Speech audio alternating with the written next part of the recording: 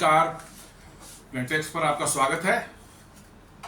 हमेशा का निवेदन है, प्लेनेटेक्स को सब्सक्राइब करें, बेल आइकन को जरूर दबाएं, हमारे वीडियोस को लाइक करें और फ्रेंड्स एंड फैमिली के साथ शेयर भी करें। दोस्तों, रशिया यूक्रेन की लड़ाई जो है थमने का नाम नहीं ले रही है। हमेशा कुछ न कुछ हो रहा है। डोनाल्ड ट्रंप जो है अपने जो कर रहे हैं इसमें पता ही नहीं चल रहा कि वो लड़ाई रोकना चाह रहे हैं कि लड़ाई और कर बढ़ाना चाह रहे हैं, बिल्कुल पता नहीं चल रहा है। हर घंटे उनके जो है कन्फ्लिक्टिंग जो है स्टेटमेंट्स आ रहे हैं। उनका जो सोशल मीडिया है, सोशल ट्रूथ करके जो है उस पर आ रहा है। कभी वो लड़ाई के अगेंस्ट हैं, कभी कहते हैं कि नहीं लड़ाई और लड़नी चाहिए। इन सबों को देखने को मिल रहा है। इसी बीच जो है कुछ खबरें आ रही हैं कि जेलेंस्की ने जो है एक ऐसा कारनामा किया जिससे ईस्टर्न यूरोप के कुछ 2-3 देश हैं जिनको उसने बड़ी परेशानी में डाल दिया है। जी हाँ, ये सब यूरोपियन यूनियन के मेंबर है और नाटो के मेंबर है। और जेलेंस्की ने ऐसा कारनामा किया है कि 2-3 ईस्ट यूरोप के यूरोपियन देशों को जो है बिल्कुल उनको जो है उनकी सांसें रोक दी है। क्या है वो, आइए समझते हैं। जेलेंस्की ने जो है, यूक्रेन ने जो है एक बहुत पुरानी 1960s की एक पाइपलाइन थी जो रसिया से ईस्टर्न यूरोप को जाती थी। ये उस समय की बात है जब रसिया नहीं, वो यूएसएसआर हुआ करता था। जी हाँ, यूएसएसआर। और ये सभी Poland, Hungary, Czechoslovakia, Slovakia, Germany 2 part में उस समय था। ईस्ट जर्मनी, बेलारूस, ये जितने थे ये सब सोवियत के एलाई थे। जी हाँ, जो एक वार्सा पैक्ट ट्रीटी था, जैसे नाटो है वैसे ही वार्सा पैक्ट ट्रीटी था। ये सब के सब उसके मेंबर्स थे और यूएसएसआर के एलाई माने जाते थे। उसमें बाल्टिक स्टेट्स भी 3 थे, लिथुआनिया, स्लोवेनिया और एक और कोई है। ये सभी जो है इसके रशियन कैंप में ही थे, माने जाते थे माने क्या जाते थे ही उसी वार्सा पैक्ट के पार्ट थे। और उसी दौरान जो है इन देशों को जो है बहुत से देश इसमें अच्छे थे जिनकी जो सीमाएं जो है किसी समुद्र से नहीं लगी हुई थी। उनके पास कोई शिप से जो है तेल वगैरह मंगाने का कोई जरिया नहीं था। तो सोवियत संघ उसमें बहुत बड़ा एम्पायर था। उन्होंने हेल्प किया उनको। रसिया से जो है उन्होंने बड़ी लंबी, दुनिया की सबसे लंबी पाइपलाइन, 4000 किलोमीटर लंबी पाइपलाइन है वो। एक पाइपलाइन जो कि डिफरेंट रसिया से निकलती है और वो बड़ी डिफरेंट कंट्रीज में, पोलैंड है, ईस्ट जर्मनी था, स्लोवाकिया था, चेक रिपब्लिक, हंगरी और भी कुछ मोल्डोवा टाइप के बहुत से कंट्रीज थे जिसमें वो पाइपलाइन जाती थी और उनको जो है रसिया से डायरेक्ट ऑयल सप्लाई मिलता था। अब उस ऑयल पाइपलाइन को बोलते हैं Druzhba oil pipeline. Druzhba, DRUZBHBA,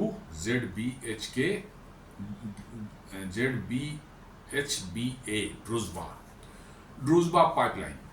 उसका एक बहुत इंपॉर्टेंट पंपिंग स्टेशन है जिसको कि यूक्रेन ने ड्रोन अटैक करके डैमेज कर दिया।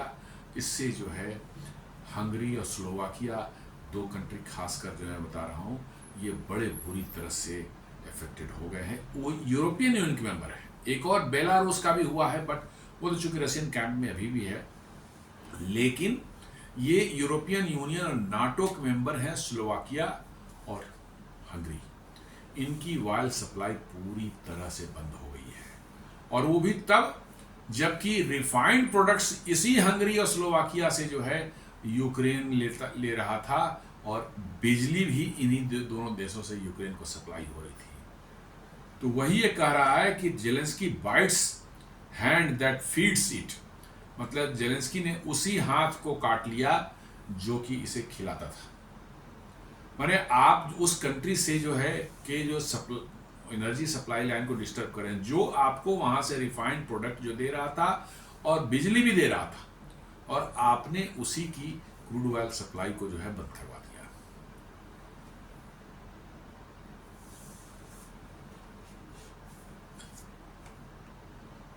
तो अब इसको हम लोग समझते हैं क्या हुआ है। न्यूयॉर्क पोस्ट डालता है, एक न्यूज है उसकी आती है, Ukraine obliterates critical part of Russia's Druzhba oil pipeline as attacks ramp after Trump-Putin summit। जी हाँ, ये ट्रंप और पुतिन की जो समिट हो गई 15 तारीख, ये अटैक जो हुआ है 18 तारीख के आसपास हुआ है, 18 तारीख हुआ है। और 3-4 अटैक हुए हैं। उसके बाद रसिया रिपेयर किया उसको, उस पंपिंग स्टेशन को, ऑयल सप्लाई रिज्यूम हुई और फिर अटैक किया। और फिर अटैक, 3 बार अटैक उसने करके जो है उसको बुरी तरह से उसने डैमेज किया उस पंपिंग स्टेशन को। और इसके कारण जो ईस्टर्न यूरोप के देशों की जो है एनर्जी सिक्योरिटी जो है पूरी तरह से खतरे में आ गई है। एंड नॉट ओनली दैट, वो ऑयल जो है जिस स्टेशन को उसने डैमेज किया है, वहां से एक पाइपलाइन सीधे जाती है बाल्टिक सी के तरफ जो है, वहां पर रशियन पोर्ट है, बीच में बेलारूस है, उसको भी सप्लाई होती थी। और जो रशियन पोर्ट है जहां से एक्सपोर्ट होता है तेल जो है रसिया का जो है बाल्टिक सी के थ्रू जो है, उसकी सप्लाई भी इसी पाइपलाइन से जा रही थी। तो जेलेंस्की ने रसिया के ऑयल सप्लाई जो है ईस्टर्न यूरोप या उसका एक्सपोर्ट जो है बाल्टिक सी के थ्रू होता था, उसको बुरी तरह से हैम्पर करने का अटेम्प्ट किया है। रॉयटर्स भी रिपोर्ट कर रहा है, Ukrainian attack suspends Russian oil flows to Hungary and Slovakia. ये दोनों कंट्री मेनली इफेक्टेड हुए हैं, क्योंकि अभी इस पाइपलाइन का मैक्सिमम इस्तेमाल ये दोनों करते हैं, बेलारूस करता है और फिर रसिया इसका इस्तेमाल करता है बाल्टिक सी से एक्सपोर्ट के लिए जो है। क्योंकि और देशों के पास जो है कहीं ना कहीं जो है उनका समुद्र से उनकी सीमा मिलती है। तो यूक्रेन रसिया वार के बाद में उन्होंने अपना तेल मंगाने का जो है तरीका डाइवर्सिफाई कर लिया। बट स्लोवाकिया और हंगरी जो पूरी तरह से लैंडलॉक्ड है, उनका कहीं लैंड बॉर्डर है, सी के साथ उनका कोई संपर्क ही नहीं है।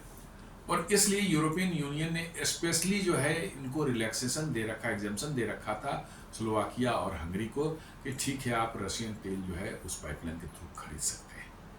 लेकिन जेलेंस्की जो है उन्हीं दोनों देशों से जो है जहाँ से रिफाइंड प्रोडक्ट उसको जाता था, कि वो बिल्कुल सटे हुए हैं उससे, मतलब कि जो है रसिया यूक्रेन से सटे हुए हैं, तो यूक्रेन की तो कोई रिफाइनरी काम कर नहीं रही है, सारे रिफाइनरी डेड हो चुके हैं, खत्म बंद हो चुके हैं, तो उसको रिफाइंड प्रोडक्ट यहीं से जा रहा था।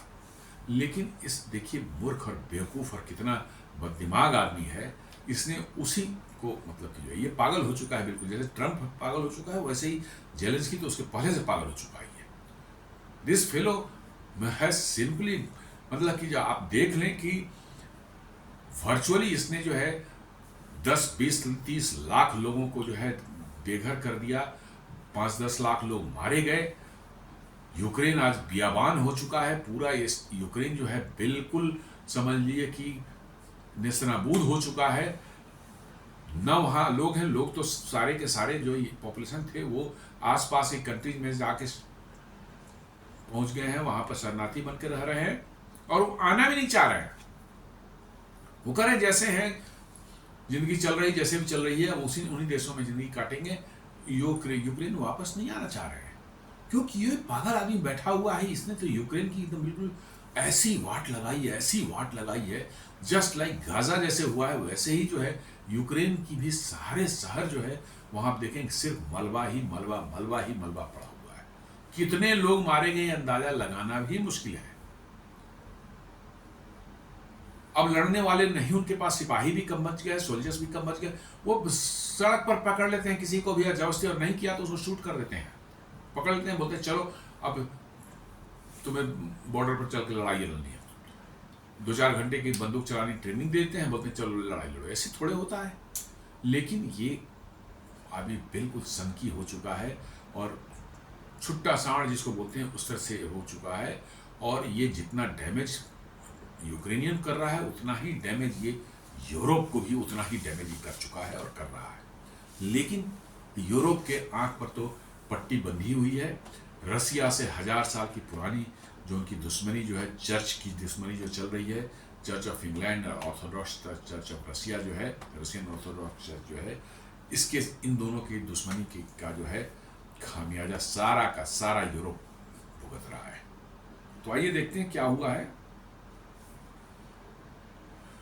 ये पाइपलाइन जो निकलती है रसिया से, और रसिया से निकल करके जो है ये आती है बेलारूस में जाती है, और फिर मतलब कि वहीं से एक उनेचा है रसिया के एकदम बॉर्डर पर, जो बेलारूस से जो हम बॉर्डर होता है वहीं पर उनेचा है, वहाँ से ये बाल्टिक सी की तरफ भी निकलता है, और फिर आगे जा बाल्टिक सी तरफ जाता है, लिथुआनिया स्लोवेनिया वहाँ तक भी जाता है ये। देन ये पोलैंड जाता है, पोलैंड होते हुए इस जर्मनी में घुसता है ये, और इस जर्मनी जब पहले जो यूएसआर का हिलाई था वहाँ पर सप्लाई होती थी। देन ये एक ब्रांच निकल जाती है जो कि हंगरी और चेक रिपब्लिक और स्लोवाकिया को फीड करता है, और फाइनली जाके ब्लैक सी में जो है एक जगह, दो जगह है इनफैक्ट, ब्लैक सी में वो जाकर के जो है वो यूक्रेन के थ्रू जो है वो जाकर के ब्लैक सी के किसी पोर्ट पर जाता है जहाँ से सप्लाई होती थी, हालांकि वो पोर्शन अभी बंद है। और एक जो है वो मालडोवा की तरफ भी जाती थी जहाँ पर मालडोवा को भी सप्लाई होता था। तो ये उनेचा जो है एक ऐसा स्टेशन था जहाँ से ब्रांचिंग 3-4 डायरेक्शन में मैंने हो रही थी, उस पंपिंग स्टेशन को ही अटैक करके जो है उसने डैमेज किया। रसिया ने उसको 3-4 दिन में रिपेयर किया, जो ठीक किया, ऑयल सप्लाई शुरू हुई, लेकिन फिर अटैक कर दिया गया, उसको फिर शुरू किया गया और फिर उसको डैमेज किया गया। मतलब ये आदमी जो ये है क्या कहते हैं आपका जेलेंस्की, ये बिल्कुल मैं बता रहा हूँ आपको कि ये पूरी तरह से जो है एकदम आउट ऑफ बेलगाम हो चुका है, और इसको इस बेलगाम आदमी को जो है यूरोपियन यूनियन का ऐसा और नाटो का ऐसा सपोर्ट मिल रहा है, कतन विनाश काले विपरीत बुद्धि। यूरोप भी जो है अपना डिस्ट्रक्शन अब खुद करना चाह रहा है। पूरी इंडस्ट्री यूरोप की धीरे धीरे तबाह हो रही है। जर्मनी की एनर्जी सिक्योरिटी एकदम बिल्कुल पूरी तरह खतरे में आ चुकी है। नॉर्ड स्ट्रीम 1 और नॉर्ड स्ट्रीम 2 गैस पाइपलाइन जो थी, अंडर सी गैस पाइपलाइन, बाल्टिक सी के अंदर से जो है रसिया से जो गैस आती थी, उसको इन्होंने बर्बाद कर दिया। यूक्रेन ने ही उड़ाया था। जैसे ही यूक्रेन और रसिया की लड़ाई शुरू हुई उसने डैमेज किया, मतलब कि जो है उसको अंडर सी पाइपलाइन, दोनों पाइपलाइन को उड़ा दिया। यूक्रेन को उससे बढ़िया एकदम बिल्कुल सस्ती गैस मिलती थी, और 24/365 डेज उसको जो मिलती थी उसको इसने तबाह कर दिया।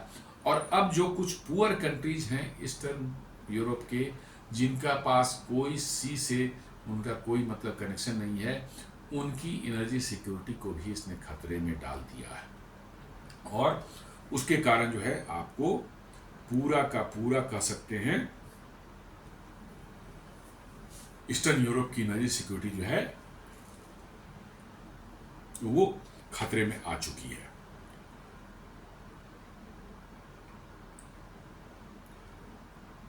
एक यूरो मैदान प्रेस एक है, वो कहता है last night Ukraine struck a key pumping station of Russia Druzhba pipeline.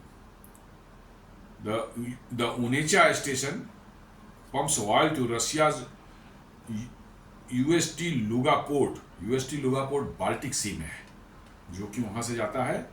The starting point of the shadow fleet tankers and to Russia's allied countries Belarus, Hungary and Slovakia. Belarus को जाता है और फिर हंगरी एंड स्लोवाकिया को भी वहीं से जाती है। मैंने कहा ना कि जाती तो बहुत से कंट्री थे, पोलैंड को भी थी, जर्मनी को भी थी, इन सब बाल्टिक जो स्टेट्स हैं कंट्री, लिथुआनिया, स्लोवेनिया जो है, इन सबों को भी जाती थी। लेकिन उन लोगों के पास पोर्ट एक्सेस थे, तो ये लड़ाई शुरू होने के बाद जो है उन्होंने कुछ अल्टरनेट अरेंजमेंट कर लिए, और अब वो सी के थ्रू उनके ऑयल आने लगे। लेकिन हंगरी और स्लोवाकिया के पास कोई उपाय नहीं था, इसलिए जो है आपको ये फंसे हुए थे वहाँ पर। इसलिए यूरोपियन यूनियन में इनको एक एक्सेप्शंस दे दी, रिलैक्सेशन दे दी कि आप रसिया से तेल मंगा सकते हैं, और उनकी चल रही थी, ठीक ठाक चल रही थी। लेकिन ये जो जेलेंस्की तो खुद बर्बाद होगा, दुनिया को भी ले डूबेगा, यूरोप को भी ले डूबेगा, इसकी बनी हुई है। और इसने बुरी तरह से इस पाइपलाइन को डैमेज किया है। Let us see what happens in near future. Hungary के प्राइम मिनिस्टर हैं विक्टर ऑर्बन। उन्होंने जो है जो लिखा है, ट्रंप को जो है एक उन्होंने लेटर लिखा है, 5 days ago, just before the historic meeting between President Trump and Putin in Alaska, Ukraine carried out drone strikes on the Druzhba oil pipeline in Russia. The pipeline supplies Hungary and Slovakia, two countries that have no other means of importing crude oil. Hungary supports Ukraine with electricity and petrol. In return, they bomb pipeline that supplies us. Very unfortunate move. We wish President Trump every success in his pursuit for peace. और Trump का जवाब है, Victor, I do not like hearing this. I am very angry about it. Tell Slovakia you are my great friend. पता नहीं क्या लिखा है, इसका मतलब क्या है. स्लोवाकिया से तू क्यों नाराज हो रहा है भाई?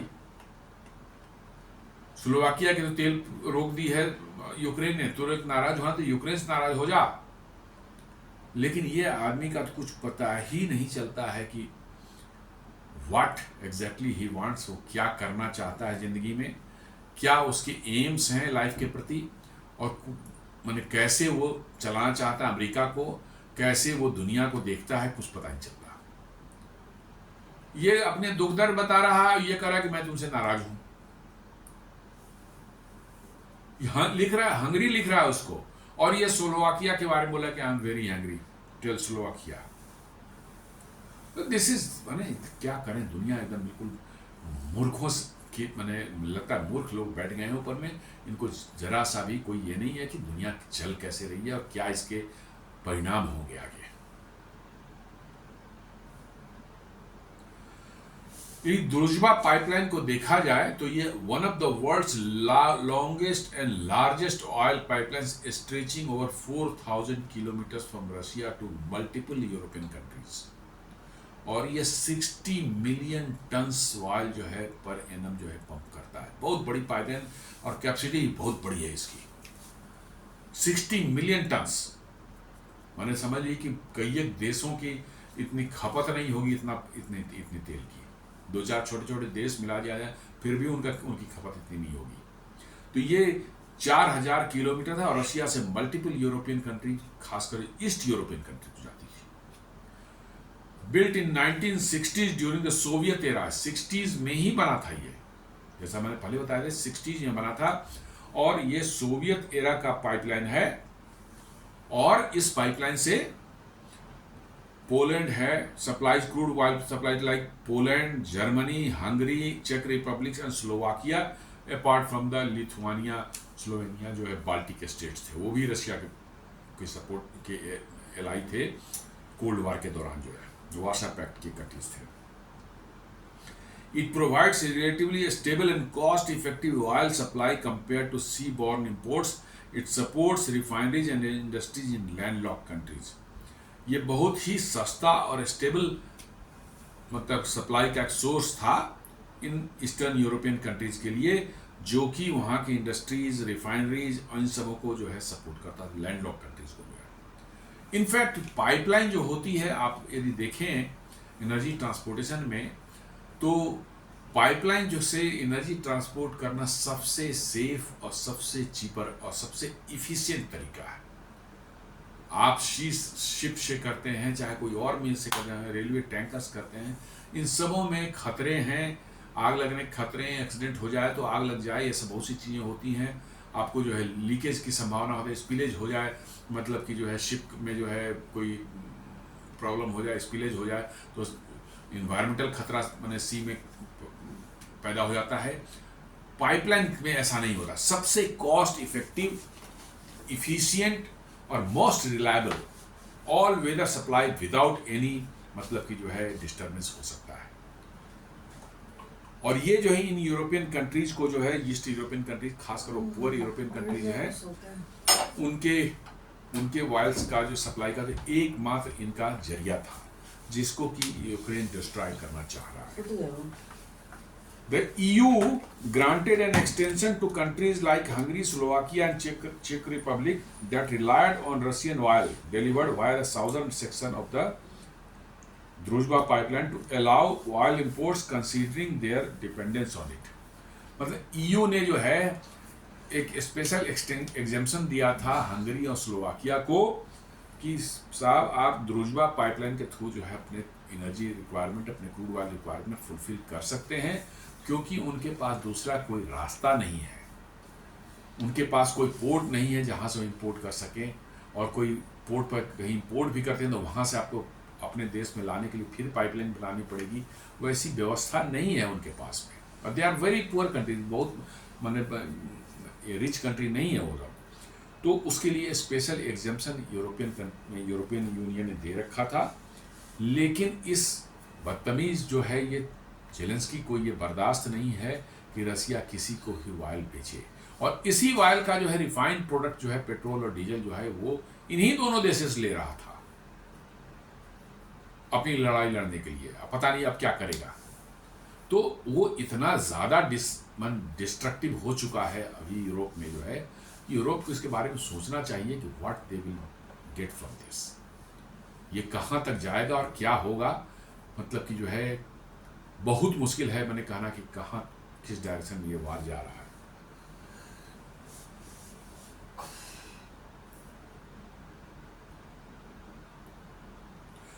जैसा मैंने बताया, ये उनीचा पंपिंग स्टेशन जो है capacity to pump 60 million tons of oil annually. वो स्टेशन जो 3-4 डायरेक्शन में वहाँ से पंप करता है तेल को जो है, वो 60 मिलियन टन्स एनुअली पंप करता है। Crucial for transportation Russian oil to Baltic Sea port of Ust Luga. Ust Luga जो है बाल्टिक सी पर जो है एक पोर्ट है रसिया का, जहाँ से रसिया ऑयल एक्सपोर्ट करता है। वहाँ पर मतलब कि जो है सप्लाई करता है। और बेलारूस का जो है मोजिर रिफाइनरी है उसको भी सप्लाई करता है। और साथ साथ जो है ये अभी ये स्लोवाकिया और हंगरी करता है, क्योंकि चेक रिपब्लिक, पोलैंड और ईस्ट जर्मनी ने जो है उन्होंने अपनी अल्टरनेट व्यवस्था कर ली और नहीं लेते उससे।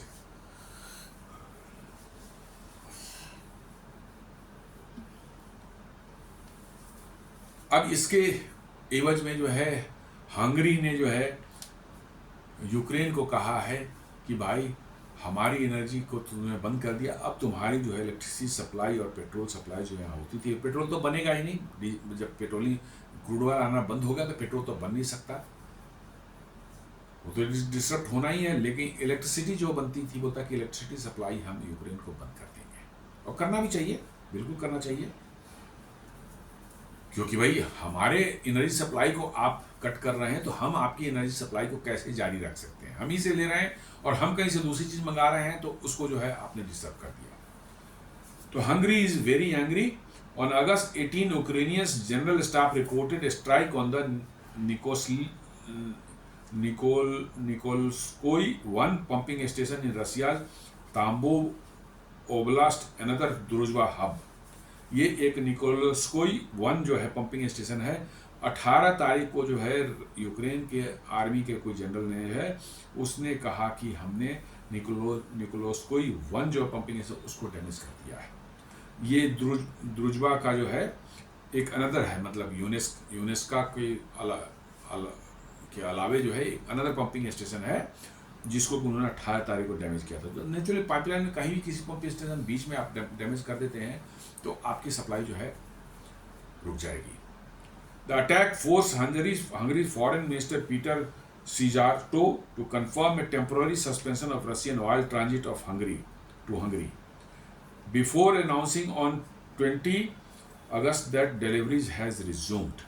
20 तारीख को उनका कि हाँ डिलीवरी अब रिज्यूम हो गई है।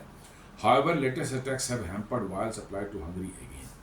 20 को रिज्यूम हुई थी और फिर उसके बाद जो है कल रात में जो है उन्होंने अटैक करके दोबारा जो है उसको रोक दिया है। इस बार उन्होंने यूनेस्का जो बड़ा पंपिंग स्टेशन है उसको डैमेज किया है। Hungary is demanding action against Ukraine, joint letter by Slovakia and Hungary to EU। Slovakia and EU ने जो है स्लोवाकिया एंड हंगरी ने जो है EU को एक ज्वाइंट लेटर लिखा है कि भैया यूक्रेन पर ये आपके परमिशन से ही हम तेल ले रहे थे और हमारे पास दूसरा कोई रास्ता नहीं है तेल लेने का, और यूक्रेन ने इसको मैंने डिसरप्ट किया है, तो आप इसको जो है इस पर एक्शन लीजिए यूक्रेन पर। लेकिन यूक्रेन पर कोई एक्शन लेने को तैयार है नहीं। मैं सच बताऊँ, पूरा का पूरा वेस्टर्न यूरोप, ईस्टर्न यूरोप तो फेडअप हो चुका है इस वार से। स्लोवाकिया और हंगरी तो बार बार कह रहे हैं भैया ये ऐसे ही चलता रहा तो हम लोग नाटो से बाहर हो जाएंगे, बेकार के सब इसमें रख के हमें लफड़े में पड़ना ही नहीं है, ये बोल चुके हैं कई बार। लेकिन वेस्टर्न यूरो जो है इतना ऑब्सेस्ड है रसिया से, जो उनका अनफिनिश्ड एजेंडा जो है पिछले 1000 साल का अनफिनिश्ड एजेंडा है, उसको लेकर इतना ज्यादा वो ऑब्सेस्ड हैं कि they are not willing to compromise at all. उनका कहना है कि हम डूब बर्बाद हो जाए, नेस्तनाबूद हो जाए, लेकिन हमें रसिया से लड़ना है। और कुछ नहीं, मैंने बताया ना कि इसमें चर्च ऑफ इंग्लैंड और आपको रशियन ऑर्थोडॉक्स चर्च जो है, इस दोनों के बीच का बना हुआ है। चर्च ऑफ इंग्लैंड जो है, जैसे उसने रोमन कैथोलिक को जो है बिल्कुल डिमोलिश करके जो उस पर पूरा कंट्रोल हासिल कर लिया, अब Roman Catholic virtually church of England के सामने कुछ नहीं है, दे आर सिंपली सरेंडर्ड। उसी तरह से वो चाहते हैं कि रशियन ऑर्थोडॉक्स चर्च भी उनके सामने सरेंडर करे। ये 1000 साल से चल रहा है, लेकिन रशियन ऑर्थोडॉक्स चर्च मानने को तैयार नहीं है। रशियन थोड़ा खुददार लोग हैं, करेक्ट नहीं, हमारा अपना है, हमारा अपना सिस्टम है, हमारा अपना फेथ है, हम वैसे ही चलेंगे। लेकिन वेस्टर्न यूरोप जो है, इनके ऊपर पागलपन का दौर सवार है बिल्कुल। 1000 साल से रशिया को इसका उस अनफिनिश एजेंडा को किसी तरह से रशिया को डिस्ट्रॉय करें, उसको ब्रेक करें, मतलब कि जो नेस्तनाबूद करें, इसमें लगे हुए हैं।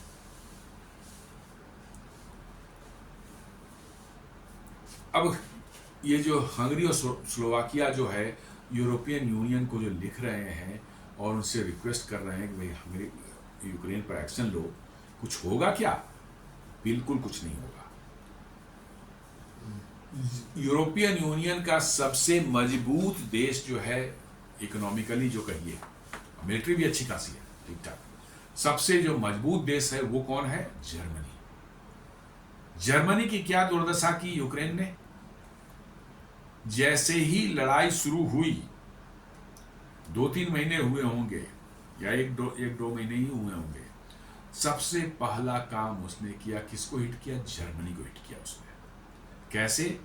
जो बाल्टिक सी के थ्रू जो है Nord stream 1 and Nord stream 2 जो गैस पाइपलाइन जो रशिया ने बनाई थी जर्मनी में गैस पहुंचाने के लिए, और जर्मनी के थ्रू और भी कितने बहुत से यूरोपियन कंट्रीज, बेल्जियम है, नीदरलैंड्स है, और कई कंट्री जो है, इवन फ्रांस तक वो गैस वगैरह जाता था वहां से। बहुत बड़ी पाइपलाइन थी, बहुत हाई कैपेसिटी पाइपलाइन थी। नॉर्ड स्ट्रीम 1 तो पिछले 10-12 साल चल रही थी, नॉर्ड स्ट्रीम 2 तो अभी नया बनी ही थी, सिर्फ उसकी टेस्टिंग हुई थी, चालू नहीं हुआ था। और यूक्रेन ने जो है उसको जो है कैसे जो है CIA के साथ मिलकर या किसके क्या उसमें हो तो कहना मुश्किल है, लेकिन कराया तो यूक्रेन नहीं है, उन दोनों पाइपलाइन को समुद्र के अंदर ही डिस्ट्रॉय करवा दिया और दोनों पाइपलाइन बंद हो गई। उसके बाद जर्मनी में जो है एनर्जी गैस का हाहाकार मच गया, एनर्जी की ऐसी क्राइसिस शुरू हुई कि उनको 3-3, 4-4 गुने दाम पर LNG जो रसिया या अमेरिका से इंपोर्ट करना पड़ रहा है, और उनके यहाँ एनर्जी की प्राइसेस इतनी तेजी से बढ़ी कि हजारों इंडस्ट्रीज जो हैं, मीडियम साइज के छोटे टाइप के इंडस्ट्री बंद हो गए।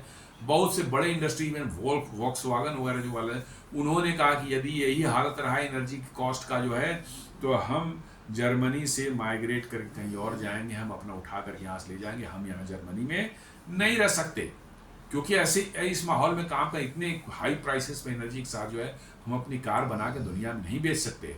और भी बहुत सी इंडस्ट्रीज ने मतलब कि, लेकिन जर्मनी क्या कर रहा था? उसी यूक्रेन की जो है पीठ थपथपा रहा था, उसको आर्म्स देने की बात कर रहा था, उसको कहा था कि लड़ो, हम तुम्हारे पीछे हैं। जिस यूक्रेन ने उनकी इंडस्ट्री को चौपट कर दिया, उनकी इंडस्ट्री की कंपिटिटिवनेस जो दुनिया में थी उसको बर्बाद करके रख दिया, उसी यूक्रेन को जो है जर्मनी जो है और शाबाशी दे रहा था। If Germany interest could be brutally crushed Ukraine behind north stream pipeline blast, यदि जर्मनी का जो है मतलब कि कोर इंटरेस्ट था एनर्जी सिक्योरिटी जो, उसको जो है यूक्रेन ने जो है पाइपलाइन को ब्लास्ट करवा करके जो है नॉर्थ स्ट्रीम 1 और नॉर्थ स्ट्रीम 2 को ब्लास्ट करवा के, जर्मनी जैसे सुपर पावर है, यूरोप का सुपर पावर कहते हैं उसको, पावर हाउस है, मतलब वहाँ का इकोनॉमी का जो है, उसको जो है बर्बाद कर सकता है। और जर्मनी ने कुछ नहीं बोला, एक लफ्ज नहीं बोला यूक्रेन को। भाई हमारी एनर्जी सप्लाई को वो डिस्ट्रॉय कर रहा है और हम उसकी पीठ थपथपा रहे हैं, ये तो बड़ा अजीब मतलब सिचुएशन है। and Germany, the powerhouse of EU, could not do anything, then Ukraine knows very well Druzhba serves poor European countries of Eastern Europe. Ukraine को पता है कि जर्मनी जो यूरोप का पावर हाउस माना जाता है, इकोनॉमिक पावर हाउस माना जाता है, उसको हमने जो है उसकी एनर्जी सप्लाई को हमने इस कदर मैंने बर्बाद किया, लेकिन जर्मनी कुछ नहीं बोल पाया। तो उसको पता है कि हंगरी और स्लोवाकिया का हम डैमेज करेंगे तो हमको क्या होगा, कुछ नहीं होना है। और क्यों कुछ नहीं होना है ये समझ से परे है आम लोगों के। ये वेस्टर्न यूरोप का जो ऑब्सेशन है रसिया से लड़ने का और रसिया को बर्बाद करने का, ये वो यूक्रेन के थ्रू फुलफिल करना चाह रहे हैं। और यूक्रेन को जो उन्होंने फ्रंट में रखा है, पीछे से पैसा दे रहे हैं, पीछे से जो उसको जो आर्म्स दे रहे हैं और उसको लड़वाते जा रहे हैं, लड़वाते जा रहे हैं, लड़वाते जा रहे हैं। लेकिन खुद भी डैमेज हो रहे हैं, लेकिन उनको पता है, पता नहीं पता है या नहीं है, लेकिन वो उनको पता नहीं चल रहा है इस बात का कि हमको। दरअसल मैंने बोला नहीं, ये जितने भी एंग्लो सैक्सन वाले हैं ये समझते हैं अपने आप को दुनिया के सबसे इंटेलिजेंट क्रिएचर, लेकिन है नहीं, है दुनिया के वन ऑफ द मोस्ट बेवकूफ और निहायत ही मतलब कि जो है बददिमाग किस्म के लोग हैं। इनकी अपनी सुपरिटी कॉम्प्लेक्स जो है इनको ले डूब रही है। भाई रियलिटी को देखो आप, लड़ाई शुरू क्यों हुई थी? लड़ाई इसी कारण शुरू हुई थी कि यूरोप जो है यूक्रेन को जो है नाटो में घुसाना चाह रहा था कि नाटो का मेंबर बने, और हम जैसे ही नाटो के मेंबर बने हम मिसाइल्स वगैरह नाटो के मिसाइल्स लेकर के जो है पहुंच जाएं रसिया के बॉर्डर पर। यूक्रेन इन नाटो में घुस जाता तो फिर क्या होता? चैप्टर 5 जो नाटो का है वो क्या कहता है कि किसी एक देश पर, नाटो के किसी एक देश पर जो है कोई अटैक करता है तो वो माना जाएगा कि उन सभी देशों पर अटैक है जो नाटो के मेंबर्स हैं, और सभी एक साथ मिलकर हमला कर देंगे उस देश पर। और यही उनका गेम प्लान था कि यूक्रेन को इसमें घुसा लेते हैं, यूक्रेन के बॉर्डर पर मिसाइल हम लगाएंगे, सेना वहां पर इकट्ठा करेंगे, लगाएंगे रसिया बॉर्डर पर, और रसिया तब यदि यूक्रेन पर लड़ाई करेगा तो अमेरिका समेत जो है जो 27-28 कंट्री हैं नाटो के, वो सब पिल पड़ेंगे यूरोप पर, सॉरी रसिया पर, और तब हम रसिया की ठुकाई करेंगे, उसको नेस्तनाबूद करेंगे। यही उनका जो गेम प्लान जो था। और रसिया के बार बार कहने के बावजूद उन्होंने, रसिया ने याद दिलाया कि 90s में जब सोवियत यूनियन का विघटन हो गया था तो अमेरिका ने प्रॉमिस किया था रसिया को कि नाटो का ईस्ट वार्ड में, पूरब की तरफ नाटो का एक्सपेंशन नहीं होगा। ये बजाते रिटर्न है कि पूरब की तरफ रसिया का एक्सपेंशन नहीं होगा। और रसिया ने ये रिक्वेस्ट किया था कि हमने वार्सा पैक्ट कंट्रीज, तो डील खत्म हो गया, वार्सा पैक्ट ट्रीटी ही खत्म हो गई जब सारे देश अलग हो गए, तो आप भी नाटो को खत्म कर दें। लेकिन अमेरिका ने कहा नहीं, नाटो खत्म नहीं करेंगे, लेकिन हाँ हम एक्सपेंशन नहीं करेंगे इसका फर्दर नाटो का। रसिया बोला चलो ये भी ठीक है, चलेगा, लेकिन ये धूर्त हैं, मैं बताऊं, बार बार मैं कहता हूं धूर्त हैं, मक्कार हैं, इनकी बातों पर कोई भरोसा नहीं किया जा सकता। इनकी बातों पर भरोसा करने का मतलब है कि आप धोखा खाने वाले हैं, और एग्जैक्टली वही हुआ रसिया के साथ में जो है। इन्होंने 14 कंट्री थे, सारे के सारे ईस्ट यूरोपियन कंट्री को धीरे धीरे उन्होंने घुसाना शुरू किया यूरोप में 2003-4 के बाद से जो है, और आज ये 27 पर पहुंच गए हैं। और रिसेंटली जो है आपको स्वीडन एंड फिनलैंड भी जो है उसमें ज्वाइन किए हैं, लास्ट ईयर ही ज्वाइन किए हैं। वो इतने समय तक नॉर्वे में नहीं थे, नॉर्वे अभी भी नहीं है नाटो में, लेकिन स्वीडन एंड फिनलैंड ज्वाइन कर चुके हैं। तो ये 27-28 कंट्री इन्होंने बना ली, और इनका यही इरादा था कि किसी तरह से रसिया के दरवाजे पहुंच जाएं, वहां मिसाइल लगा देंगे, सब कुछ लगा देंगे, और कुछ और छेड़छाड़ करते रहेंगे, रसिया को उंगली करते रहेंगे। कभी रसिया ने अटैक किया बस सब पिल पड़ेंगे। रसिया ने उसको पहले ही भांप लिया कि इनका इरादा यही है। उसने बार बार कहा कि नहीं, ये रेड लाइन है, हम इसको नहीं मानते, आप जैसे नाटो नहीं ले जा सकते उनको। और उसने जो है 22 या 23 फरवरी 2022 को उसने यूक्रेन पर अटैक कर दिया। ठीक है, इसमें रसिया का भी काफी डैमेज हुआ है, बट रसिया का स्टैंड अपनी जगह बिल्कुल सही है। लड़ाई के कारण को आप देखें तो वही है कि भाई आप किसी के दरवाजे पर जो है मतलब कि जो है मिसाइल लाके लगाएंगे तो वो चुप तो नहीं बैठेगा। लेकिन वेस्टर्न यूरोप जो इतना अंधा हो चुका है अपने इन सब चीजों में कि उनको समझ में नहीं आती। वही कह रहा Zelensky with blessings of NATO is parallelly begging from same EU whose energy infrastructure he has sabotaged. This shows how emboldened Zelensky has become. मतलब देखिए, मतलब कि जिन देशों से उसको एनर्जी मिल रही है, इलेक्ट्रिसिटी, पेट्रोल, डीजल, यही दोनों देश दे रहे, स्लोवाकिया और हंगरी के रिफाइनरीज उनको दे रहे थे, और वहाँ के पावर प्लांट जो हैं, इलेक्ट्रिसिटी जनरेशन के पावर प्लांट, वो उनको दे रहे थे, और इसने उसी को डैमेज किया है। कितना बड़ा शैतान है, कितना बड़ा मक्कार आदमी है, आप समझ सकते हैं। और इसके मतलब कि भ्रष्टाचार के तो क्या बताएं, इतनी निकल करके आ रही है कि इन जेलेंस्की की वाइफ जो है यूरोपियन कंट्रीज में 10-10, 20-20 करोड़ की जो सब दुनिया की सबसे महंगी कार जो है, उससे घूमते हुए फ्रांस में और यूके में और जर्मनी में देखी जाती है। हमेशा मिलियंस ऑफ डॉलर की वो शॉपिंग करती है पेरिस में और लंदन में जाकर के जो है। कहाँ से इतना पैसा आता है भाई? ये वही जो पैसे इसको अमेरिका से जो मिलते हैं वार के लिए, यूरोप से जो मिलते हैं, उसमें से बहुत बड़ा चंक जो है ये अपना दबा लेता है, और कुछ से हथियार खरीदता है, और कुछ जो है घूस के तौर पर जो है उन्हीं देशों में मनी लॉन्ड्रिंग कर जहाँ से आता है उन्हें वहीं वापस कर देता है, ताकि जिन्होंने इस पैसे को देने होने में अपना रोल अदा किया था उनको एक बड़ा अमाउंट मिल सके। यही चल रहा है इसलिए इस वार को जहाँ तक रोकने की बात है, न अमेरिका के मिलिट्री इंडस्ट्रियल कॉम्प्लेक्स उन्हें इंटरेस्टेड है।